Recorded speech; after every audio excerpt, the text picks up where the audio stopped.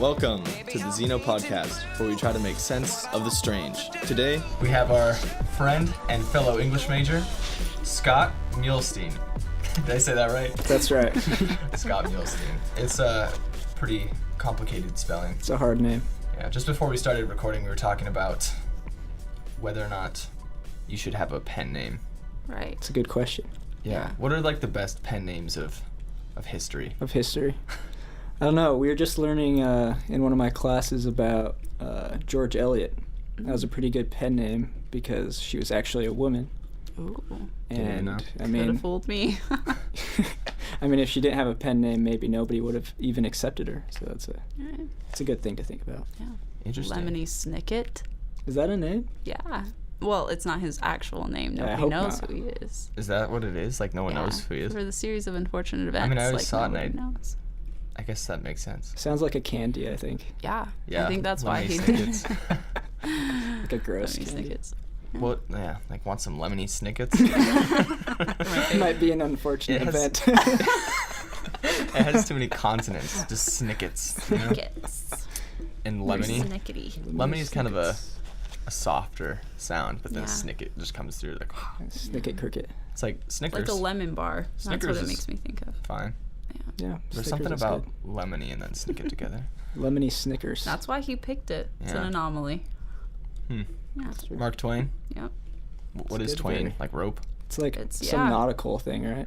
Yeah, he was trained on a steamboat, steamboat. I think. Oh, yeah. And that's how they measure the waters, and they call out Mark Twain. Mark Twain. Yeah. It's like, that's me. That's me. He's like, Yes. what? He's like, not you. Not yet. Not you, Samuel Clemens. Yeah. Clemeny Snicket. Clemens. Yeah. Yeah. Well, great. Anyway. Well, Scott is a great poet, and he's here to talk about his poems coming out in a book. I guess you're printing it. Yeah, I'm working on a book. Yeah. Great. Yeah, it's called Thoughts from Yesterday. Nice. So it's just a compilation of poetry that I've been working on for quite a while, 3 or 4 years. Wow. So, yeah, Wow. So you've been at it for a while. Yeah. Like, what set you to start trying to write a poetry book? I guess, when did you start writing? Well, yeah, poems in actually, general? initially I didn't set up to write a book at all. I just, actually, it's funny, I used to hate poetry. Really? I didn't understand. I mean, like, as a little kid, like, I feel like most little kids, like Dr. Seuss or, like, you know, Sneetches. the poem. Or some older kids. No, but, like, I feel like, I mean, most people like rhyming poetry, like, when they're kids, you know, because there's just, like, an initial attraction to rhyming words. Right. But, like, after I figured out that, like, modern poetry doesn't rhyme, I feel like I kind of felt betrayed. You know, I was like, what is this? Like, if it's not rhyming, then it's not poetry. It's and, not like, clever. what's the purpose of it? It's just, you know, I mean, it's just like prose, just without normal lines. And so, yeah, so I it's used just to weirdly hate it. spaced. Yeah. I remember I had that too, for sure. Yeah. Like, even up until through college, I didn't really like poetry. I mean, I liked songs and lyrics, but it always would rhyme. Right. I remember the first thing that really changed my perspective of poetry was when we studied people like T.S. Eliot Yeah. and Actually, me too. Ezra Pound. That's his name? Wow. Yeah, Ezra Pound. Yeah, just the craziest, like, I don't know. Modern poetry. Yeah. It just showed, like, what you can really do with poetry. I was Yeah. like, wow. Yeah, actually, I got really into The Wasteland by T.S. Eliot. That's my favorite poem. Yeah, I love that poem. I think I'm actually going to write my senior paper on that one. Oh, you should, man. It's so good. It's so metal. Yeah. Yeah, actually, that's kind of what brought me into liking poetry better also, is like people like T.S. Eliot. But I remember, yeah, so I didn't like poetry, and then there was this one night, I was probably like 14, 15, and I was just feeling like kind of down, and I was a little bit depressed, and I just felt like writing. And so I started writing, and this poem just came out onto the page, and it was really like old-fashioned, like old-timey poem. It kind of sounds like it's like Tennyson style, because I don't know, I think like when you're 13, 14, like that's kind of what you think of as good poetry. At least that's what I did, you know. I was just like, I just want to sound like official, you know. And so like, but I don't know, that's just what came out on the page. And I remember finishing it and feeling like, wow, like those are the emotions that I was feeling, and I was able to express them. And I didn't know if anybody else would enjoy it or anything. And sometimes still I don't know if anyone else enjoys it, but I at least I felt like, you know, like those are my emotions, and it just felt good to get them out onto the page. Yeah. Do you still have that poem? Yeah. Yeah. It's called Wonder. It's called Wonder Plus Sorrow.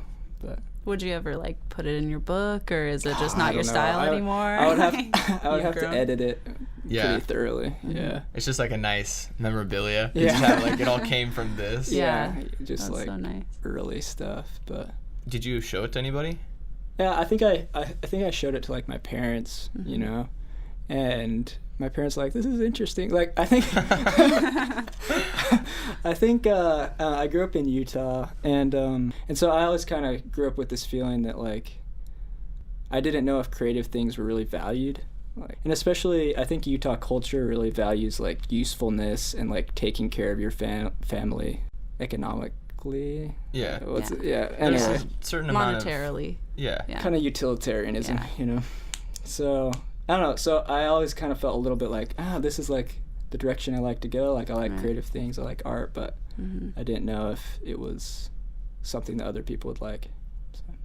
Do you think like that that attitude of not really valuing art has to do with, at least it seems like to me, it would have to do with the fact that there's so much out there already, not just in terms of classics, but in terms of modern people doing it. That could be it. It just discourages you, like, there's just this. And everybody can do it. Everybody can put it online. Right. Everybody. Yeah. I've thought a lot about how, at least in Utah, you know, you have this whole frontier mindset, you know, that's kind of been passed down generation to generation. And like, I mean, if you think about like pioneers coming to Utah, like they probably weren't that worried about poetry, you know, like they were just worried about survival. And I feel like that's a lot of the case with America. Like it's a pretty new place, and so people value like what you can do with your hands, like how you can make money. But like art, I think art has been pushed to side a little bit, like because like it's like when any of us are talking to our friends and they're like, you're an English major, so like how are you, what are you gonna do how are you gonna survive, you know? Yeah. I just think there's this general mentality in America that if like, oh, like why are you doing that if you can't make money, you know? Right. And Well, Scotty, this brings us to the question: why are you an English major? Yeah. What are you gonna do Indeed. after you graduate? Yes, I am an English major, a reluctant English major. Yeah. Actually. Did you switch your major, or has it always been English? I just didn't choose a major for a long time. Yeah. For like 2 years. And then I was forced into choosing a major because my advisor is like, well, you got to pick one or else we're going to kick you out. So, like, okay. Yeah. Very forceful. What was it between English and? I've always been really interested in art, so I thought about being an art major, but I knew that the art program here was focused on like realistic art, and that's not really what I'm interested in. Mm-hmm. And I also thought about doing humanities or anthropology, which I'm also really interested in. But Nice. Well, you chose the right major, I hope Scott. so. Yeah, it's a good one. It's a good one.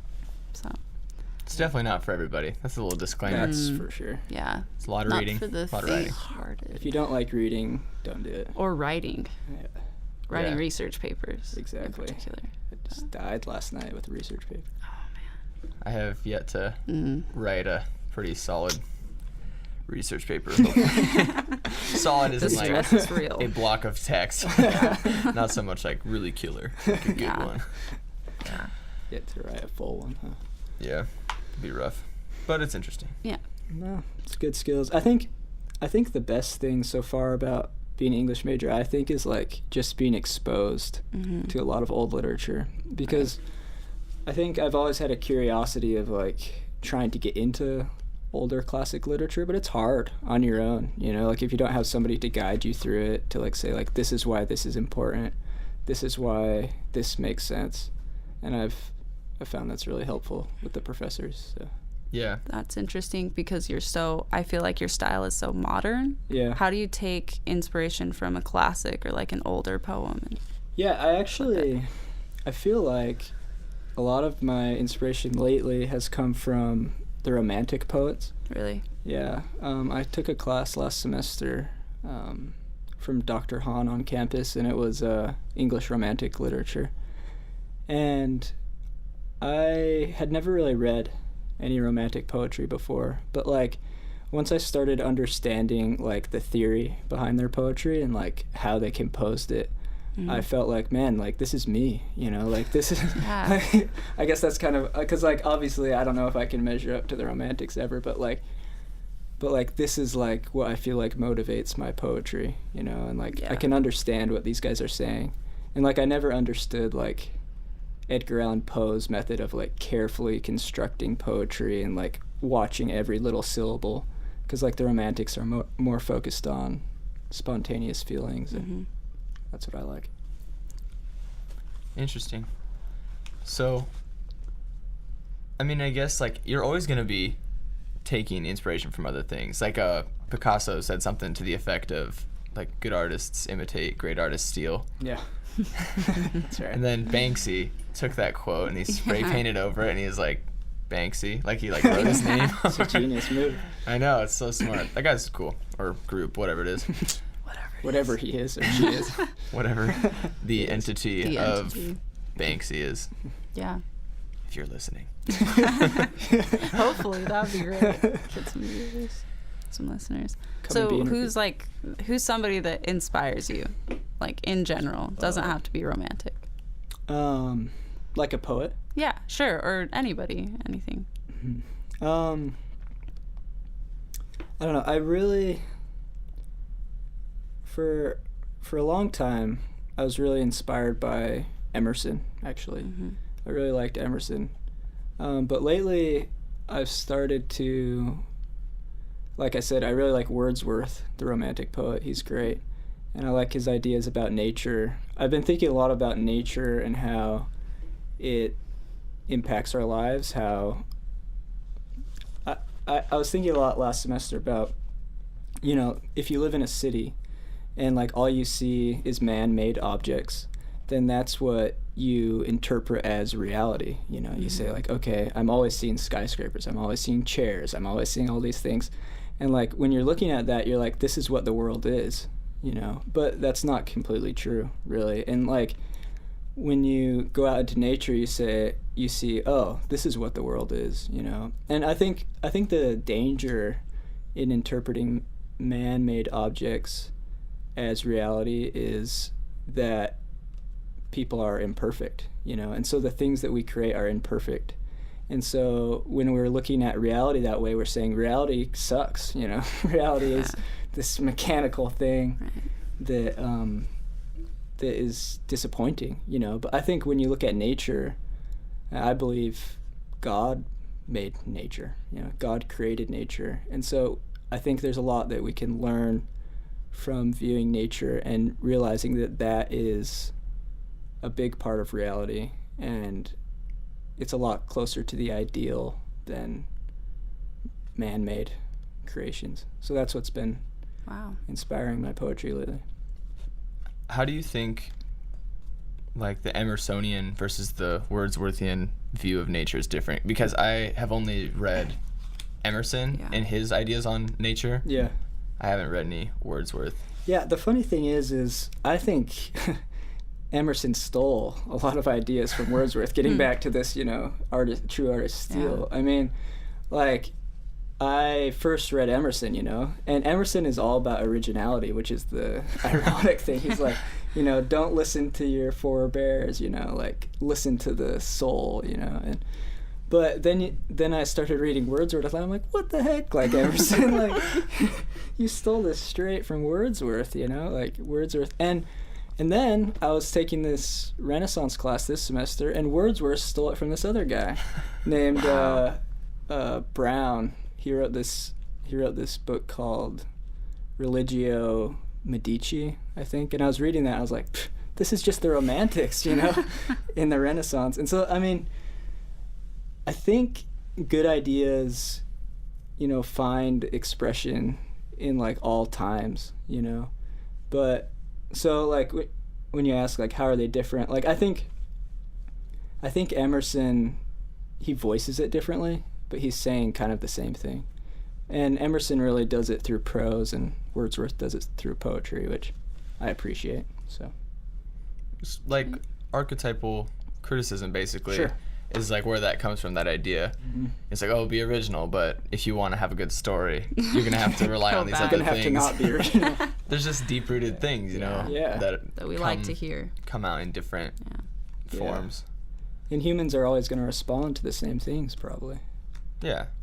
I mean, like the search for truth, and this like there is something that's mysterious about nature, because we feel like we're separated from it, but if you like view people as animals, everything that we make is nature. Mm-hmm. So it's just like it's both something that's understandable and something that's mysterious. Yeah, it's super interesting. It's weird also because I've also thought about how, some poets like idealize nature, right? Like nature is this perfect godlike ideal, like I've been talking about, but like there's also a lot of bad things about nature. Like if you're really like watching animals, like they kill each other all the time, and like it's a painful thing. Like people are always dying, animals are always dying, plants are always dying, and nature is violent. Nature isn't like some peaceful ideal. I remember sitting on the beach at Hukilau, and it was like a really big wave day, and like you're always told that like the ocean is peaceful and calm, but then I was like, man, like the ocean is violent, like Just smashing these kids that are yeah, it's like trying to boogie board. I think I wrote a poem actually that day, and it was like there is a line in it, I don't know if I can remember, but it's something like the ocean is wild and free, not like how God wills our souls to be, but like I feel like sometimes we think that the ocean is like just this big peaceful meditative space, but like it's also pretty violent, and I think that's true for a lot of nature. Yeah, that idea comes out in Moby Dick.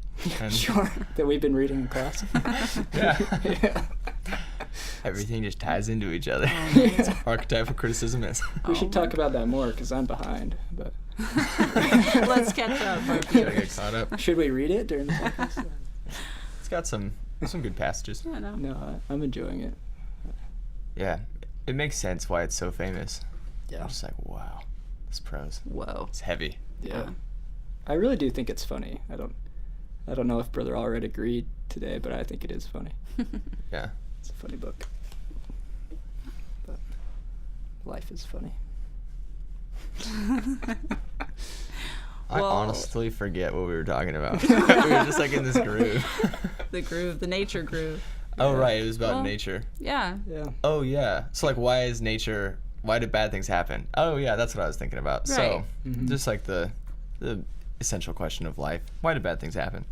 I've been doing some research about, like, Adam and Eve and just the value of chaos in, like, when people seek order. Yeah. So basically, I wrote this paper about Hester from the Scarlet Letter, Yeah. and it's about how she's like Eve because they both step into chaos on purpose. Right. They go against the grain, they go against the laws of their people, and even though they're supposed to come either directly from God or from like the people's perception of God, Right. they both learn through walking into chaos. That's true. Yeah. So Well, that's why bad things happen. sick tight connections there. At least that's what I argued in the paper. Yeah. Yeah. Should. And look, I think the question is too is like, is that God's will for chaos to happen, or is it just something that He has to work with? That's interesting. Whoa. I guess in the paper what I argued is that the serpent represented pure chaos and then God represented pure order. But Okay. since God made all the animals, He also made the serpent. Made the serpent. So That's the tricky thing. it was like you have to have chaos. And He set up this situation that was basically doomed to fail. Mhm. It's like Yeah. You have well, to. you had to. Yeah. It's very But yeah, interesting. it was like a mark of courage for Eve to be like, I saw that the fruit was good and I wanted the knowledge. So she basically trades sin and death for knowledge. She steps into it. Yeah. It's like on purpose. That's the weird thing. Same thing as Hester. Yeah, we're also reading Paradise Lost in my Renaissance class, and that talks about that a lot, you know, 'cause it's all about Adam and Eve. And, I mean, there's one view of viewing Eve as, like, the biggest idiot in all of humanity, like, bringing all humanity on us. But then there's the other alternative view of, you know, she brought everything good about humanity, you know. It's pretty interesting. Yeah, the good comes from the bad. A little Taoism. Taoism there. Everything's tied into each other. Yeah, the chaos and order, everything is tied together. That's the white and the black paisley, the white and the black. and the black and like the white paisley. Right. They're intertwined. Yeah, I'm actually trying to find this poem. I wish it's on my iPad, but my iPad's dead. But I just wrote a poem about this topic. It's about contradiction, and hopefully, does the internet not work in here? I don't know, but I've been struggling with the internet this week. I don't know. So, It's been coming in and going in pockets. yeah. Anyway, at the end of the poem, I just say, contradiction is the universe's habit, you know. And the poem is about how, you know, like, at first we want to cling to good, you know, we just want our lives to be good. But I think that if we embrace the contradiction, then life is a lot more enjoyable. And so that's what it's about. And I think God, I mean, everything's present before God, and so, like, God is clearly aware of the contradiction, and he lets it go on, you know.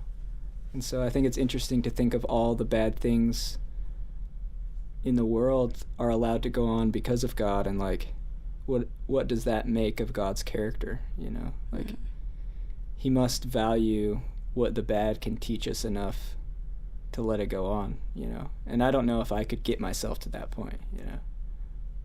But What do you mean get yourself to that point? well, I mean, if I was God, I guess. Like, I don't know. Like, I don't know if, like, I could get to a point where I feel like, yeah, like, the Holocaust is worth it, you know? Like the Holocaust is worth what it can teach humanity, you know, or something like that. Like, God's mindset must be, like, much bigger, higher, better than ours, you know, if that's the case. And I don't know. I think that's one of the mysterious things about God. Do you have any poems that address this besides the contradiction one? I have this one I just wrote. It kind of contradicts it. It has a little bit of that biblical metaphor in it. Archetypes. So I could read it if you guys want by all to. means. Absolutely. I wrote it the other day, and, like, I don't know. Sometimes I feel like I write best when I'm really hungry. You're tapping into your primal self. Yeah, I don't know Fight what or it flight. is. Must write. It's like my brain just, like, turns on, you know. I think it's funny, like, through all cultures there's fasting, you know, and people feel like they can reach some sort of higher mental state, and I feel like when I'm just, like, starving student, sometimes I write better poetry. So I don't know what it is, but Maybe it's just from a really I am not into anatomy. But when Or you English majors pull in here, some people. biology majors here. But maybe it's like when you are not eating, your blood that would go to your stomach is, Right. like, just Goes focused to on your- everything else, and it's sure. not trying to digest. Because if you're always eating and you're never taking a break, like, your stomach's always going. So maybe it's just Yeah. you're letting your stomach take a week off. Just kidding, that'd be a long time. Day Sure. off. Yeah, I've also thought about, like, what if you're, like, you know, a hunter-gatherer or something, and, like, you're starving. Like, clearly you need to have your full mental capacities to find your food. Maybe that's it. That makes sense. Right. Yeah, you're quicker. Jeez. Yeah, I don't know. One But, of those things might be true. Yeah, we don't know. Maybe. Just We're speculation. just English majors, Yeah, just just speculating English majors. about the body. That's pretty much what being an English major is. It's Yeah. like, It's this just might be true. speculating. Speculation. I can't put my finger on it, but this might be true. Here's some proof. Here's Yeah. some proof But that other you people just have said, decide. but they're also saying it might be true. Yeah. It's my research paper today. It's all about the search. It's the journey, you know. Yeah. You can't just like attain it. That's right. It'd be too easy. Yeah, so I'll read this. So I don't have a title, but the first line is well bulbous. So yeah. And also just a little disclaimer, I don't really like reading my own poetry. I feel like Read it. Yeah, you can read it, Carly, I can if read you it, want. But I don't feel know. like you'll have the emphasis like Yeah, better. like- Yeah, maybe. I don't know. I haven't read these before, so. Maybe if we read one more, you can read the other one. Oh, okay. I don't know. I I'd be just feel honored. like my poems, like a lot of them have different voices, and I don't feel like they're always my own voice. I guess it's Yeah. like when you're writing a play, and like you have a bunch of different characters. You know, they're all different voices, and so I don't know if my voice is fitting to all of them. Anyway, but actually, yeah. Do you want to read it? Sure. I will sure You do your try. best. I've never, like, read poetry publicly. That's Like, fine. Oh, it's There's a going first out for to- everything. To the people. I know, it's exciting. Okay. Well, the bulbous sylvan intensity of nature's forms alleviates the suffering of my early youth. That dry, dull dirge that sat at the back of my throat, alleviated by Eden's pouring syrup and God's wicked bounty. Why is this? Is it really as clean and pure and slick? I think it appears alive. Doesn't it appear alive? I feel more brotherhood with the snake on its slimy sides, the machina with its fallow hides. It seems a wicked destiny awaits me. For I love the works of sense and the vile forms of God, and I see a heavens that's more immense even than this rapturous sod. Yeah. Sorry, is there more? No, that's it. Oh, okay, cool. I was trying to scroll. Yeah, Here. thanks. That's awesome. Yeah, thanks for reading that. I like Yeah. the sounds. wow. Yeah, it sounds cool. Yeah.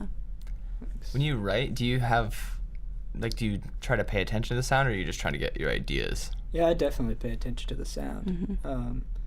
I feel like that's kind of what distinguishes poetry from prose is the way the words sound and like the rhythm. And so I always try to pay attention to like, this is weird, but kind of like how it makes my mouth feel. Like how, Yeah, how you it know, sounds. like how it makes your lips feel, like the actual physical motion of saying the words. Lemony snickets. That's right. I like that line about the syrup. Yeah. Will you read that again? I don't know. It's like, Yeah. Alleviated by Eden's pouring syrup wow. and God's wicked bounty. Wow. Yeah, so with this poem, I was thinking a lot about like, you know, I mean, God made the world, you know, and the world is pretty sensual, you know, at least in my opinion. Like, Right. I think like all of nature is pretty sensual, and like God made it, and like coming from a Christian perspective, like we see sensual things as wicked and evil sometimes, you know, but I feel like there's a lot of goodness in the sensual side of nature, I guess. Yeah, So- and it depends. Like, what are you defining sensual as? Yeah. Well, I Yeah, mean, the senses. I don't know, like I feel like even the plants here in Hawaii, you know, like the very like slick, like oily plants, like feel and seem very sensual to me, like and like very fertile, I guess. Okay. Yeah. I would Like- say that everything, at least our world, is very sensational. You know, Sure. like Right. everything comes from like a sense. Like yeah, you can, perception. yeah, like the way you perceive it. And basically, if God made it that way, like it has to be able to be perceived by one of our 5 senses. Sure. Right. Or 6, maybe we haven't tapped into yet. But Yeah. Or maybe more. I was thinking about this earlier today, actually. This is so relevant. I don't even know why. How did this happen? But just the order that God creates the world in, it's basically like he's moving through levels of consciousness of biological things. So, like, if you can separate the light from the dark, like, if you would be like an organism, like a tiny little, like, microorganism that has just, like, a little eye spot that Yeah. can see, like, light and dark. Right. And then after that, it's, I don't know, like, the land from the sea. Oh, you mean just like in Genesis? Yeah. Like, Yeah. Like the the order he does it. Mm-hmm. Yeah, it's basically he's moving through levels of consciousness, and then it ends with Right. humans. So yeah, he goes Yeah. through like the land and the water, and then that's Yeah. like, you know, like people started in the, or like people like who believe in evolution. Right. Like it's not really believe in evolution. Evolution holds that things started in water, they came on land. Sure. No, I've actually thought a lot about that with Genesis because, you know, like as a Mormon, you think about evolution, you know, Right. and you read Genesis, and it's interesting that the way, like you say, that God created things is kind of the same order as evolution. You know, it starts with Mm-hmm. very basic things. I think it might even start with insects. I don't know. I can't remember. But it definitely starts at the beginning with fish, Yeah. and then it goes up, beasts, and then humans, you know. Yeah. I wonder if that's just like a big There's probably a connection. metaphor for Yeah. evolution. Yeah, I don't think that religion and evolution are incompatible. No, like I a lot don't of people think so think like, oh, either. it's No, like me neither. incompatible, but Right. No, definitely not. I think that think could it definitely mixes be more an than people. explanation. You know, people thought that we Right. came from things that could just see light and dark, and then Yeah. like Right. it came through.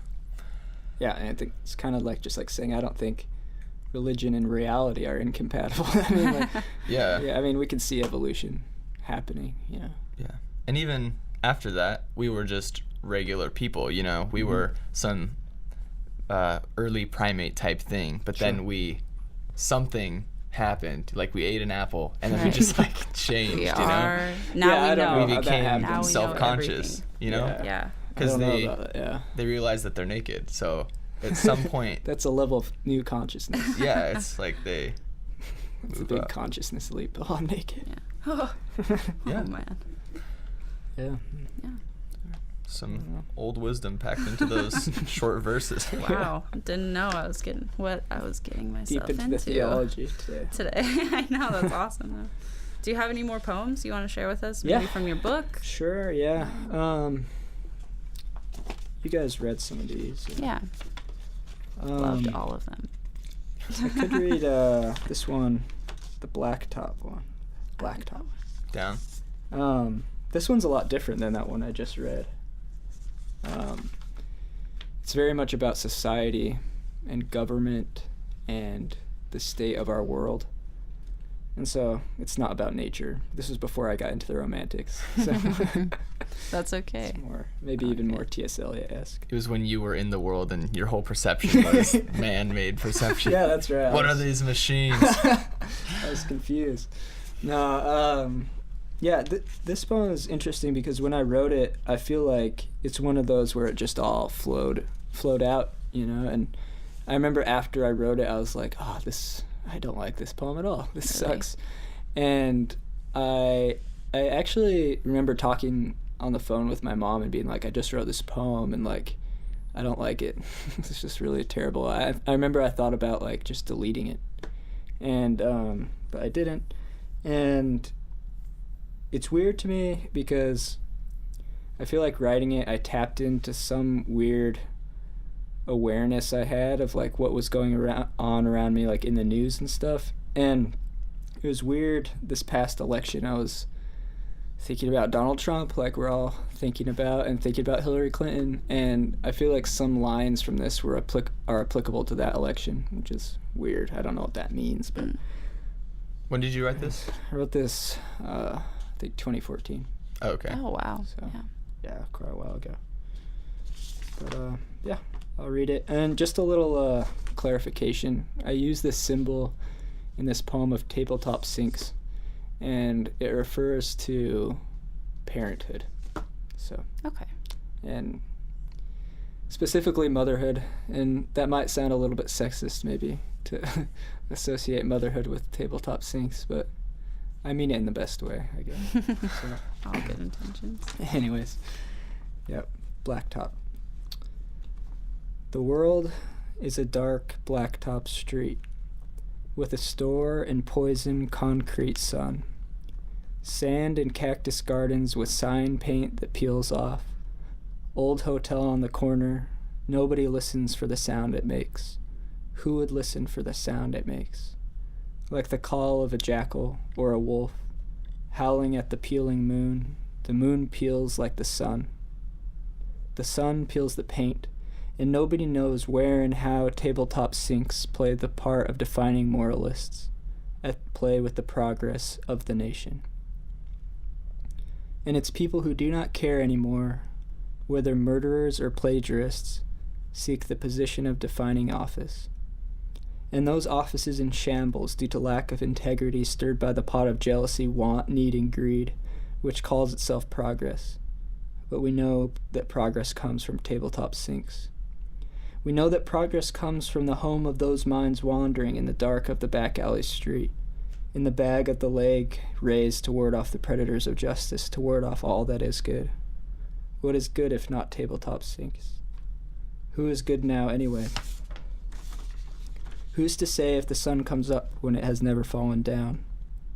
And who's to say the moon never called the sun up for a party that went wrong and left the world lost? Who's to say when turquoise paint leaves the town for a bar and a drink and some baseboards that don't mean much? But God is in his church and he's calling, like a jackal or a wolf, and the soundproof walls of the church have the populace in disrepair and agony in a predicament so steep that nothing short of a jackknife and a colored sword of truth could save them. But those are in the garbage bin, and nobody looks in the bin when it's already full of tortillas and old broken bottles, of painted towns and deadbeat fathers and misplaced education. Save the bottles, throw them away, and the world will become as bright as if the sun had never fallen. Shout the diseased. Shout the diseased. I kind of messed up that last line. Oh, I loved it. Wow. Yeah, Yeah. thanks. That was my favorite one of the poems that I read from Yeah. your book. I guess your soon-to-be book. Yeah. How come? It just was interesting. Like, it was so many different ideas. And honestly, I am not 100% sure about what you intended everything to mean. But I guess no one really can be. But just the way that you, I don't know, compare the different forces of society, the way that you look at them.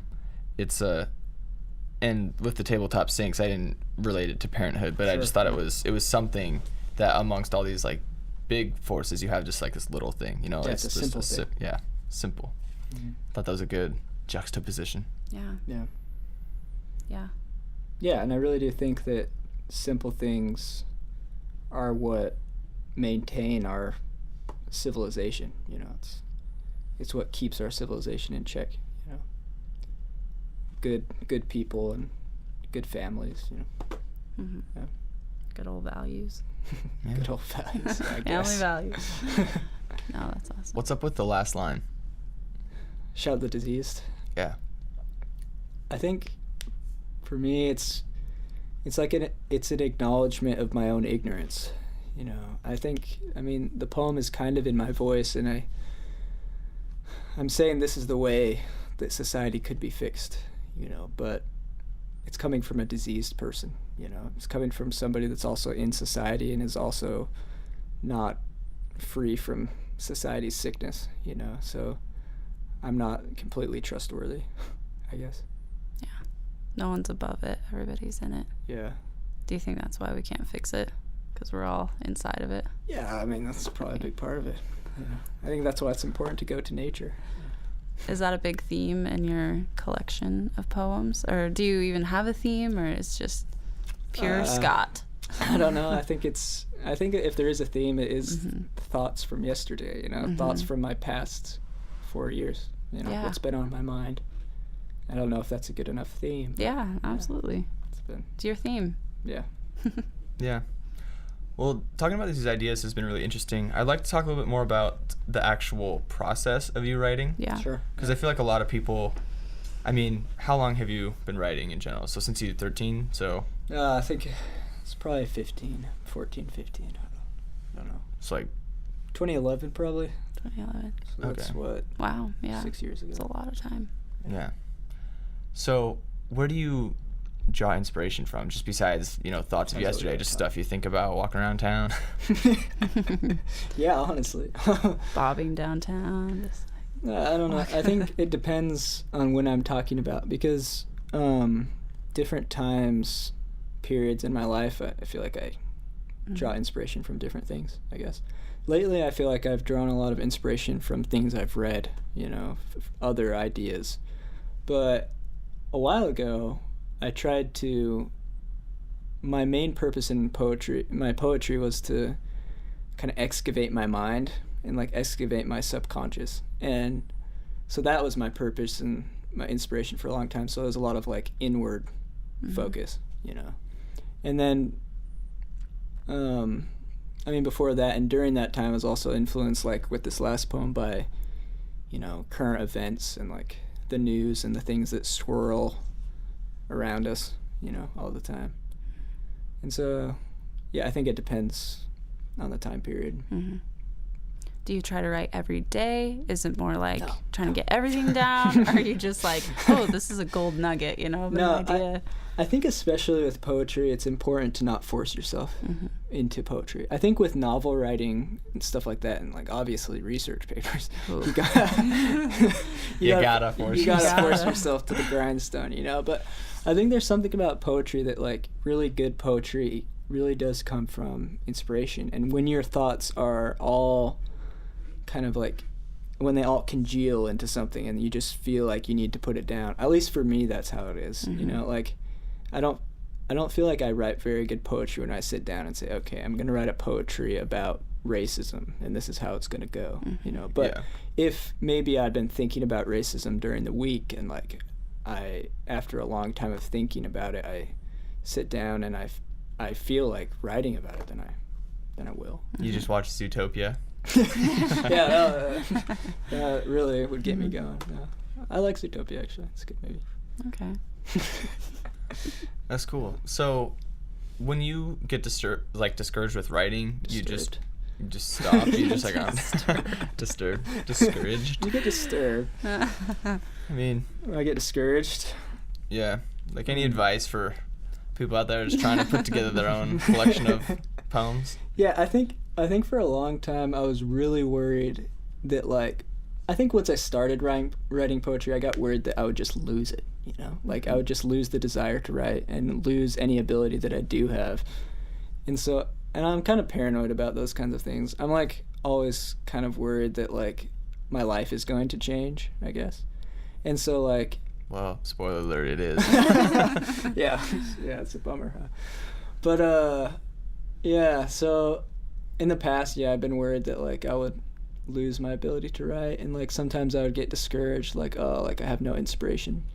But I think the biggest thing that's helped me is, I don't know if somebody told me this or what, but like if I don't know what to write, then I just write about not knowing what to write. Like, yeah, like you write about writer's block. Yeah, I just write about writer's block, you know, and that seems to help. I guess. So you get into like, why is this happening? Yeah, just gets into like your consciousness. And Absolutely. So then it's less about just like writing about a certain thing, and it's just about writing about what you're feeling. Like if you're feeling like, oh, I'm too discouraged to write about being discouraged to write, and then you're like, all right. Yeah. Would you say it's fair to say like the best poetry comes from like tapping into like the ether, like just the inspiration that comes, and then like when you revise, that's when you really bring like the grindstone, like so I think like I was saying earlier, like for me it really comes back to the romantics. Like William Wordsworth had this idea where, you know, poetry is like inspiration recollected. I can't remember exactly what it is, but it's like something like inspiration recollected in tranquility. So like he would, you know, go out into nature and like feel a lot of emotion, you know, but he wouldn't write the poem right then necessarily. Like maybe later in his life he would write about that feeling, you know, and recollect and kind of like compose it into like a synthetic whole, or not synthetic, like a cohesive whole, you know. And like I think for me, like I'll write when I'm inspired, you know, and when I feel like it's coming from somewhere else, like I guess from the ether, I guess. But like, but and I think that is really important to write like that. But I also think that if you just leave it like that, it's gonna be pretty like messy and like terrible most of the time. I think rarely you get a poem that's completely finished just after that first inspiration, but sometimes I think you do.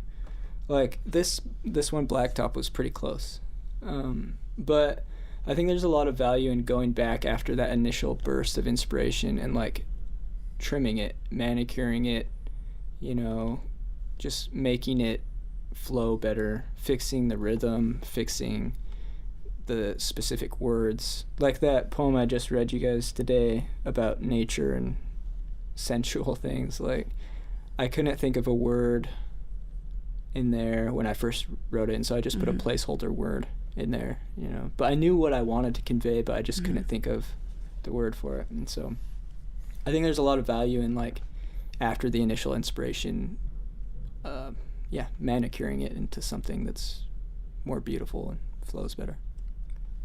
How long do you let those pieces sit? Like, you know how you write something down, you're like, okay, this is awesome, I'm happy with it, but I know I gotta revise it. Like, how long do you let that sit? Or do you have I mean, it depends. I mean, that's what's so hard about, like, compiling a book, you know, because, like, I feel like even though I do revise something to something that I like, I feel like it's not exactly right, you know. I listened to this podcast about artists a while back. I think it was Malcolm Gladwell, but he was talking about different kind of artists. Some artists that, you know, they are always tinkering with their artwork, you know, they're never finished with their painting or whatever. And then there's other kinds of artists that would just have flashes and be done, you know. And I think I probably tend towards the tinkering side, and so always fixing and like I was just looking back at some poems that I wrote a long time ago, like 3 years ago, and most of them are crap, you know, most of them are really bad. And then, but I found like 2 or 3 where I was like, I like these, but I'm gonna edit them, you know, and change them and like make them flow better. So basically, you just wait until you feel like you should go back to it. I mean, yeah. I don't have a set rule. In That's other words, cool. Yeah. That's cool. It's not a machine. It's poetry. Yeah, it's poetry. I mean, I don't ever want to feel like I have to do poetry. Right. Yeah. So it's fun. Yeah. For you. It's enjoyable for me. Is that why you decided? You just woke up one day, you're like, this would be cool as a book, like as a collection? I was actually thinking a lot about how I don't like digital things. Yeah. You know, and like I don't trust digital things. True English major form. Yeah. You Luddite. Yeah. Complete Luddite. I'm like, I don't know. We're using microphones right now. Yeah, sorry. It's all good. Should record this on a piece of paper. Just a transcript, really. Shorthand. For all you fellow Luddites out there. No. What was I saying? How did you I guess technology? Yeah, I don't trust technology. Yeah. No, printing but a book. I had a computer a while back, and I was stupid, and I took it to the beach. And that's a very stupid idea, you know? And like almost always. Yeah. Almost always. Yeah, always probably. And it got wet. It's a terrible, terrible situation. And I lost a lot of stuff, you know? And so there's something about, for me, just having something printed out where I can feel like, well, if the digital version is corrupted, then at least I have the print version. If the print version, like, catches fire, at least I have the digital version. Right. So it's more, like, for myself. I don't know, like, I would love it, like, if other people read my poetry. And I feel like I write with the purpose of other people reading. But I don't know. I don't know if people are that interested in poetry these days in general. So I hope so. Yeah. Very cool. You can get them interested with your book. What's your experience with publishing things before? I mean, I guess, like, what's your plan for publishing it? You just want to print a book and give it to people? Yeah, so, I mean, I have had 2 poems published in, like, little literary journals, and so there's that. But this is a little offhand. This is that. So there's no, I'm so offhand about it because it's like one of them was in Kathmandu. And like, I don't know who's reading literature in Kathmandu. Maybe some monk is like loving my poem up in the. Where's Kathmandu? It's like in Nepal. Dude, what if they're like using it as like a spiritual ritual? Super inspired. We gotta find this guy. Yeah, it was interesting. Yeah, I don't know. Probably not. That's probably an ignorant thing to say. I don't know anything about Yeah, sorry. There's probably some sort of racism in there. No, they love it. I'm sure they love your poem. Yeah, maybe to that'll be be honest, good for publicity. I love Buddhist monks, so I have there you nothing against them. But yeah, so I mean, I've tried that direction before, but with this, I just wanted to print out a book and have it for myself first, so I could leaf through it with my own hands, and then see like how it flows, just like a little rough draft print, and then once I think I'll show it to some other people and see like how they think it works, what they would do. And then once I get it how I want it to be, then I would think about, peddling it out to publishers. Peddling it. Yeah. Awesome. Publish my stuff. Little market sample, and then Yeah. It's Take it good to to put on a resume. Yeah. it's very cool. Awesome. All right, any other things you want to go over? I do want to say one thing, that in an attempt to make poetry palatable to other people, I got really into like folk music, and that's also a big part of my writing now. Like, I try to write music too, and I think it's an interesting facet of poetry and poetic composition. I don't know why I wanted to bring that up, but just a little plug that I think folk music can be poetry too. Yeah. Yeah, I mean, lyrics have always been Sure. poetry. Yeah. Bible verses, Psalms. lyric. The- Yeah, songs. Yeah. All right, well, very cool. This has been a good time. Yeah, thank you for Yeah, coming thank you. on and Being talking on the with English us. Vortex. Yes. Sorry for chatting so much. No. Where can it's- the people follow you? Like, Oh, around the halls. So if you guys fly out to Hawaii, Hawaii. No, I actually didn't have a phone until I'm a real Luddite. I didn't have a phone until yesterday, but Wow. oh my goodness. I mean, I did a fresh few on the months market. ago. I smashed it, but yeah. So I suppose maybe Instagram Okay. at Scott_Russell. I think there's a lot of underscores under the. I can't remember, but you can try to find me. Or It's a just hunt. come find his book. Yeah. You can Yeah. follow Find him me. there. Well, Okay. maybe don't Thoughts- find me Cool. in person. Could be Thoughts scary. for yesterday? Thoughts of yesterday? Thoughts from yesterday. Ah, that's Thoughts prepositions. Come on. Come on. Thoughts No, of. That's from. awesome. Yeah. Thoughts from yesterday. Oh, yeah. Thanks for having me. No, it's been great. Fun stuff. It's a privilege. It's fun. It's a privilege. Thanks for tuning in. This was the Xeno Podcast. You can follow us on Facebook and Instagram at Xeno Podcast. That's XENO Podcast. If you have any questions or comments about what we talked about today, or suggestions for future episodes, you can email us at podcastzeno@gmail.com. This podcast was brought to you by BYU Hawaii's Reading and Writing Center. Thanks for learning by listening.